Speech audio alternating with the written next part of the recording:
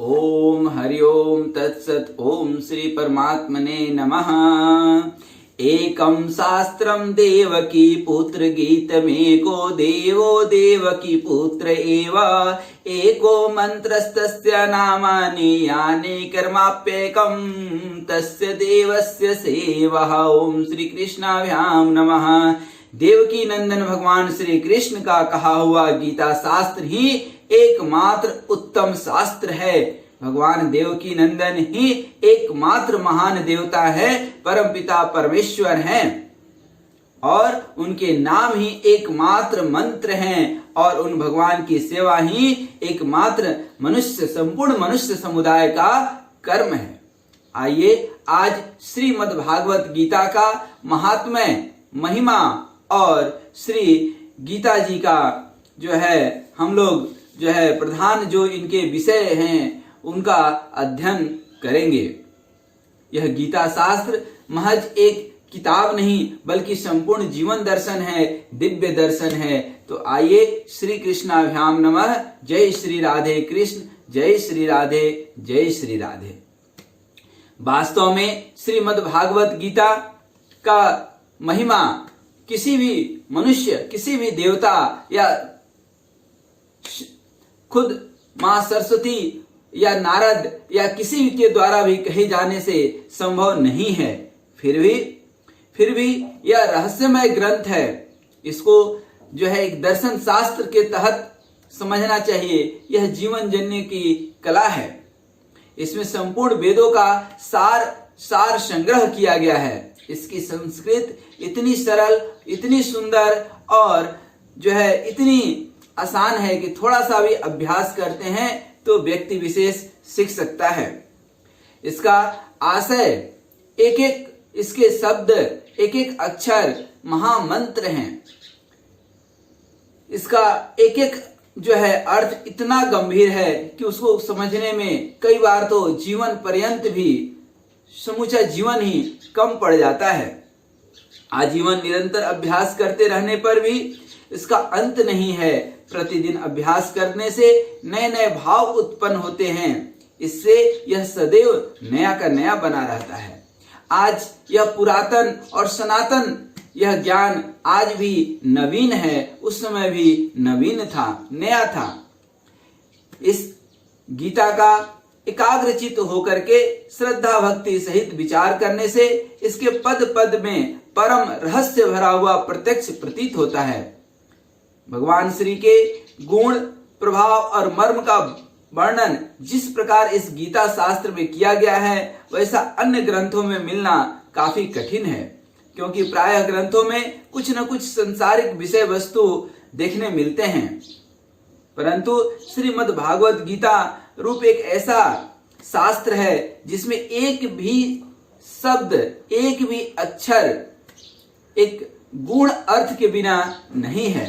श्री वेद व्यास जी द्वारा रचित महाभारत में गीता जी का वर्णन करने के जो है क्रम में आया है कि गीता सुगीता कर्तव्या किमन्यः शास्त्र विस्तर है या स्वयं पदनावश्य मुख पद्वादिनी श्रिता। गीता सुगीता करने योग्य है, अर्थात श्री गीता जी का भली प्रकार पढ़ करके अर्थ और भाव सहित अंतःकरण में धारण कर लेना मुख्य कर्तव्य है, जो कि स्वयं पद्मनाभ भगवान श्री कृष्ण के मुखारविंद से निकली हुई है। और जो व्यक्ति इस गीता शास्त्र का अध्ययन करता है उसके अन्य शास्त्रों से कोई प्रयोजन नहीं रह जाता है, क्योंकि यह तो स्वयं श्री भगवान के मुखारविंद से निकली हुई वाणी है। इस गीता शास्त्र में मनुष्य मात्र का अधिकार है। मनुष्य होना ही काफी है, चाहे वह किसी भी वर्ण का, किसी भी आश्रम में हो, परंतु भगवान में श्रद्धालु, विश्वास और आस्था होना आवश्यक है, क्योंकि भगवान ने अपने भक्तों में ही इसका प्रचार प्रसार करने के लिए आज्ञा भी दी है। तथा यह भी कहा है कि स्त्री हो, वैश्य हो, शूद्र हो या ब्राह्मण हो या पाप योनि हो, कोई भी हो, मेरे परायण होकर के परम गति को प्राप्त हो सकता है। अपने अपने स्वभाव के जो है अनुसार कर्म करके व्यक्ति कर्म करते हुए हमारी भक्ति करके परम सिद्धि को प्राप्त हो सकता है। इन सब पर विचार करने से यही ज्ञात होता है कि परमात्मा की प्राप्ति में सभी का एकाधिकार है, परंतु इस विषय के मर्म को न समझने के कारण बहुत से मनुष्य जिन्होंने श्री गीता जी का केवल नाम मात्र ही सुना है, कह दिया करते हैं कि यह तो सिर्फ सन्यासियों के लिए है। नहीं, यह संपूर्ण मनुष्य समुदाय के लिए है। वे अपने बालकों तक को नहीं पढ़ने देते हैं कि कहीं यह सन्यासी न बन जाए। एक तो मैं बता दूं कि यदि वह सन्यासी बनता है तो 7 पीढ़ी जो है, और इससे बड़ा सौभाग्य क्या हो सकता है। परंतु श्री कृष्ण भगवान अर्जुन को गृहस्थ में रहते हुए गीता का ज्ञान दिया था, और कभी भी गीता में यह शब्द नहीं आया है कि घर द्वार छोड़ करके, अर्थात गृहस्थ आश्रम को छोड़ करके आप संन्यास आश्रम धारण करें। गृहस्थ आश्रम में रहते हुए इस गीता का अध्ययन किया जा सकता है और करना चाहिए, और परमपिता परमात्मा को जो है प्राप्त किया जा सकता है। इस प्रकार इस परम रहस्यमय गीता के उपदेश से आजीवन गृहस्थ में रहते हुए और भगवान को प्राप्त करने की चेष्टा करनी चाहिए। कल्याण की इच्छा वाले मनुष्य को यह उचित है कि मोह का त्याग करके अतिशय श्रद्धा भक्ति पूर्वक अपने और अपने परिवारजनों को भाव के सहित इस गीता जी का अध्ययन करने के लिए प्रेरित करें, जिसमें कि भगवान के आज्ञानुसार जो है प्रेम और जो है भक्ति और साधन में रहते हुए तत्पर इसका जो है अपने जीवन में उतारें। यह समझें कि यह जीवन क्षण भंगुर है, यह संसार, यह ब्रह्मांड बहुत बड़ा है। हमारे आपके जैसे अरबों लोग इस संसार में रहते हैं, और मनुष्य तो इस ब्रह्मांड का एक छोटा सा जीव है। इससे भी बड़े बड़े जीव रहते हैं, और इससे भी असंख्य अनंत जीव हैं। लेकिन यह मनुष्य मात्र को यह संयोग है, महज एक सौभाग्य है कि यह पढ़ने और अध्ययन करने का जो है मौका मिला है, तो अवश्य अध्ययन करना चाहिए। श्री गीता जी के प्रधान विषय का हम लोग थोड़ा सा अध्ययन करते हैं। श्री गीता जी में भगवान ने अपने प्राप्ति के लिए 2 मार्ग बताए हैं, 2 रास्ते बताए हैं। एक सांख्य योग और दूसरा कर्म योग। संपूर्ण पदार्थ मृग तृष्णा के जल की भांति अथवा स्वप्न की सृष्टि के सदृश मायामय होने से माया के कार्य रूप संपूर्ण गुण ही गुणों में बरतते हैं, ऐसा समझ करके, अर्थात व्यक्ति न अभाव में न प्रभाव में अपने स्वभाव से प्रवृत्त होकर के जीवन जीता है, ऐसा समझकर मन, इंद्रियों और शरीर द्वारा होने वाले संपूर्ण कर्मों में कर्तापन के अभिमान से रहित होना। ध्यान दीजिएगा, कर्तापन कि मैं कर रहा हूं, मैं ना होता तो कौन करता, मैं ना रहूंगा तो कौन करेगा। ये मैं बकरी वाला मैं ये अभिमान है। मैं अच्छा हूं, बहुत अच्छी बात है, लेकिन मैं ही अच्छा हूं, यहां गड़बड़ हो जाती है। सारी गलती तब होती है, पाप में व्यक्ति तब प्रवृत्त होता है जब उसको यह अहंकार धर जाता है कि यह काम मैं करता हूं। अरे आप कौन होते हैं करने वाले, आप तो एक निमित्त मात्र हैं। परम पिता परमात्मा को सौंप दो, सौंप दिया जीवन या प्रभु के हाथों में, जीत तुम्हारे हाथों में, हार तुम्हारे हाथों में। और जो प्रभु के हाथों में अपना जीवन समर्पित कर दिया, जो है जो प्रभु के दरबार में गिर गया, उसके दरबार में तो पूरा संसार गिरता है। इसलिए कभी भी कर्तापन का, कोई भी कार्य करने की अहंकार अपने अंदर न हो। इस तरह से जो है सर्वव्यापी सच्चिदानंद घन परमपिता परमात्मा के स्वरूप में एक ही भाव से नित्य स्थित रहते हुए एक सच्चिदानंद घन ब्रह्म वासुदेव के सिवाय अन्य किसी के भी होने का भाव न रहना, अर्थात हमारे जीवन में वही सच्चिदानंद परमपिता परमात्मा है। यही सांख्य योग का साधन है। अब दूसरा साधन श्री कृष्ण भगवान कहते हैं कर्म योग। सब कुछ भगवान का समझ करके सिद्धि और असिद्धि में, सुख दुख सर्दी गर्मी सभी में भगवान का भाव रखते हुए आसक्ति और फल की इच्छा का त्याग करके भगवत आज्ञा अनुसार केवल भगवान के लिए ही हर एक कार्य करना, तथा श्रद्धा भक्ति पूर्वक मन, वाणी और शरीर से सब प्रकार भगवान के शरण होकर के नाम, गुण और प्रभाव सहित उनके स्वरूप का निरंतर चिंतन करना ही कर्म योग का साधन है। इस तरह से सांख्य योग और कर्म योग, और यह दोनों साधन परिणाम में एक होने के कारण वे वास्तव में अभिन्न माने जाते हैं।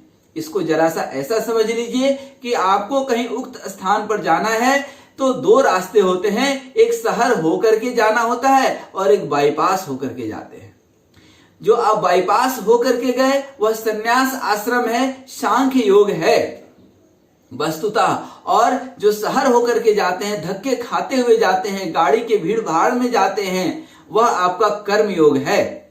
और दोनों से आप पहुंचते वहीं पे हैं, बस अंतर इतना सा है कि यह गृहस्थ आश्रम है कर्मयोग, उसमें आपको कर्म करने होंगे क्योंकि आपको अपनी जीविका, अपने परिवार, समाज के जीविका के लिए और साथ में उनके नियमों में बंधे होने के कारण आपको कर्म योग और संन्यास योग अर्थात वह बाईपास वाला, इस गृहस्थ आश्रम से कोई लेना देना नहीं। जंगल में मंगल मूर्ति मारुति नंदन, सकल अमंगल मूल निकंदन, भगवान जो है महावीर के भी जो है गुरु जो है श्री राम और माँ सीता, उसी तरह से राधे और कृष्ण जपते हुए अपने जीवन को आप मोक्ष तक पहुंचा सकते हैं। यह सांख्य योग संन्यास योग है।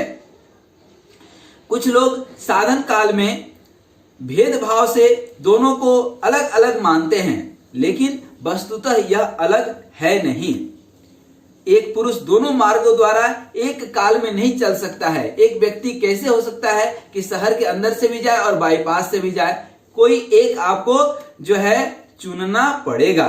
जैसे श्री गंगा जी पर जाने के लिए दो मार्ग हो सकते हैं, परंतु एक मनुष्य दोनों मार्गों द्वारा एक समय में नहीं चल सकता है।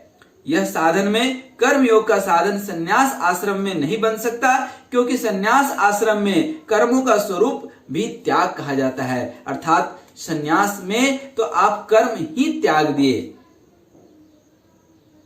कर्म का भाव, कर्तापन का भाव आपने त्याग दिया। संपूर्ण कर्मों का त्याग ही तो संन्यास है। अब जो है सांख्य योग जो है साधन सभी आश्रम में बन सकता है। संन्यास के लिए आपको जंगल जाने की आवश्यकता नहीं है। गृहस्थ में रहते हुए भी यदि आप कर्तापन के भाव को जो है दरकिनार कर देते हैं तो वही संन्यास आश्रम है। और गृहस्थ आश्रम तो बहुत बड़ा आश्रम है, सारे आश्रमों में ऊपर गृहस्थ आश्रम ही है। यदि कहा जाए कि सांख्य योग को भगवान ने संन्यास नाम से कहा है, इसलिए उसका संन्यास आश्रम में ही अधिकार है, गृहस्थ में नहीं, तो यह कहना ठीक नहीं होगा। क्योंकि भगवान ने खुद जो है दूसरे अध्याय में जो हम लोग पढ़ेंगे उसमें सांख्य निष्ठा का उपदेश दिया है। उनके अनुसार भगवान ने जगह जगह अर्जुन को युद्ध करने के लिए योग्यता दिखाई है। यदि गृहस्थ में सांख्य योग का अधिकार ही नहीं होता, अर्थात संन्यास का अधिकार नहीं होता, तो भगवान का इस प्रकार कहना कैसे बनता कि अर्जुन तुम निमित्त मात्र बन जाओ, तुम अपने कर्म करो और तुम्हारी मुक्ति मेरे हाथों में है।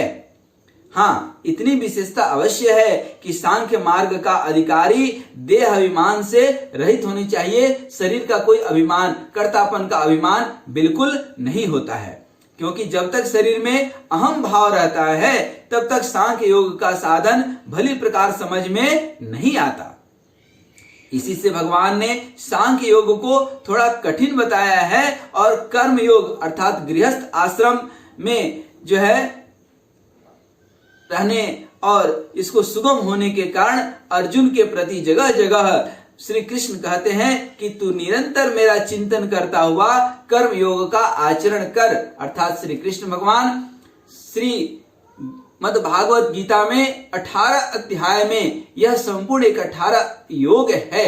योग अर्थात युज धातु से योग बना है और योग मतलब अपने को जोड़ना, परम पिता परमात्मा से जोड़ लेने का नाम ही योग है। योग आपको जीवन के हर जगह पर योग्य बनाता है। योग से व्यक्ति योग्य बनता है। चाहे आप कोई भी कार्य करें, योग्यता जरूरी है। इसलिए श्री कृष्ण भगवान के 18 अध्याय हम लोग अध्ययन करेंगे और यह संपूर्ण 18 अध्याय हम लोग देखें तो मैं 2 मिनट बता दूं कि पहला अध्याय आपका अर्जुन विषाद योग है, दूसरा अध्याय सांख्य योग है, तीसरा अध्याय कर्म योग है, चौथा अध्याय ज्ञान कर्म संन्यास योग है, पांचवा अध्याय कर्म संन्यास योग है, छठा अध्याय आत्म संयोग नाम का अध्याय है, सातवां अध्याय ज्ञान विज्ञान योग है, आठवां अध्याय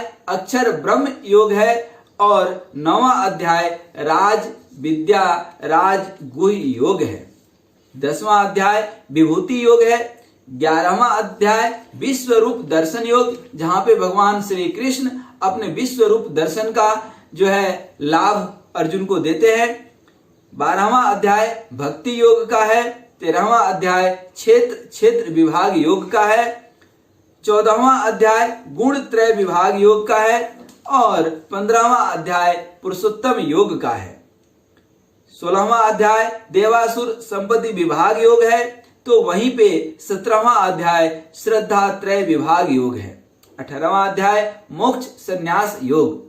यह संपूर्ण 18 अध्याय 18 योग के ऊपर आधारित है और श्री कृष्ण भगवान अर्जुन को गृहस्थ आश्रम में रहते हुए ही इन सब का अध्ययन और अभ्यास के लिए प्रेरित करते हैं। कहीं भी ऐसा नहीं है कि गीता पढ़ने का अर्थ है कि संन्यास आश्रम में हम चले गए। नहीं, हम कर्म योग अर्थात अपने गृहस्थ आश्रम में रहते हुए ही हर एक कर्म को भगवान श्री कृष्ण के चरणों में समर्पित करके और कर्तापन के अहंकार के भाव को न छूते हुए, अहंकार के भाव में न लिप्त होते हुए हर एक निमित्त काम करने योग्य कर्तव्य कर्म हम करते रहें। यही भगवान की सबसे बड़ी पूजा है और गृहस्थ आश्रम में रहते हुए ही अच्छे कर्म करते हुए ही भगवान की पूजा अध्ययन और ध्यान करते हुए ही अपने जीवन को उन्नत और समुन्नत करते हुए आगे बढ़ते जाएं। अंत में आपको बताना चाहता हूं कि इस YouTube के चैनल जीवन दर्शन में ही भक्ति दर्शन के अंदर मैं संपूर्ण श्रीमद् भागवत गीता के 18 अध्याय का अध्ययन करके आपको सुनाऊंगा और यथार्थ गीता अपने मन से उसमें कहीं भी कुछ लिप्त करने वाला नहीं हूं। जैसा कि श्रीमद् भागवत गीता में श्री कृष्ण भगवान के मुखारविंद से प्रकट हुई वाणी जो जैसा है वैसा का वैसा मैं आपको सुनाऊंगा। और इसका औचित्य सिर्फ इतना सा है कि आज व्यक्ति संसारिक कार्यों में इतना व्यस्त हो गया है कि कई बार अध्ययन करने के लिए उसको समय नहीं मिलता है। तो यह मेरा निवेदन है कि यदि आपको इस डिजिटल युग में जब कभी समय नहीं मिलता है पढ़ने अध्ययन करने का, तो जहां भी आप रहते हैं आपके एक हाथ में अवेलेबल है, जब चाहें तो आप इसको पढ़िए, अध्ययन कीजिए और दूसरे को भी आप अध्ययन करने के लिए प्रेरित कीजिए। यह श्रीमद् भागवत गीता संपूर्ण जीवन दर्शन है, जीवन जीने की कला है। इन्हीं शुभकामनाओं के साथ आप स्वस्थ रहें, मस्त रहें, मुस्कुराते रहें और भगवान की कृपा हम सब पर बनी रहे। ओम श्री कृष्णाभ्याम नमः।